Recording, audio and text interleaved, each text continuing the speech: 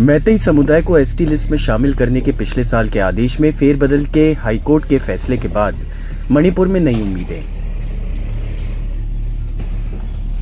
इस आदेश से मणिपुर का कुकी समुदाय नाराज हो गया था और इसके बाद भड़की हिंसा महीनों तक चलती रही, जिसमें 200 से ज्यादा लोगों की जान गई और बड़ी संख्या में लोग जख्मी हुए। अदालत को इसमें शामिल नहीं होना चाहिए था।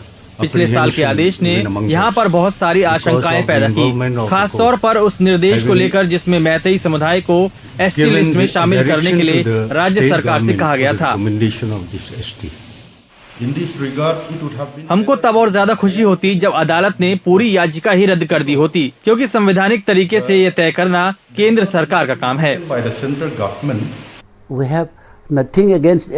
हम आदेश के खिलाफ नहीं हैं। कुछ टिप्पणियां हटा दी गई हैं और आदेश अब बेहतर है। पिछले साल के आदेश में फेरबदल करते हुए हाईकोर्ट ने कहा कि ये सुप्रीम कोर्ट के उस फैसले के खिलाफ था जिसमें कहा गया था कि एसटी लिस्ट में आदिवासियों को शामिल करने और हटाने की जिम्मेदारी केंद्र सरकार की है और इसमें अदालत की कोई भूमिका नहीं है।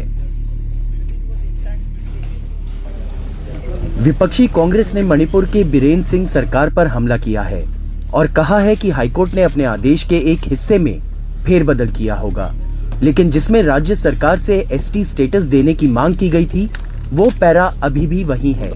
कांग्रेस ने इस बारे में सरकार का रुख जानना चाहा है, लेकिन सबसे बड़ा सवाल ये है कि क्या अदालत का दखल मणिपुर के जख्मों को भरने में मदद करेगा। चुराचांदपुर से के मांगते और इम्फाल से साइकुम रतन के साथ रत्नदीप चौधरी की रिपोर्ट, एनडीटीवी इंडिया।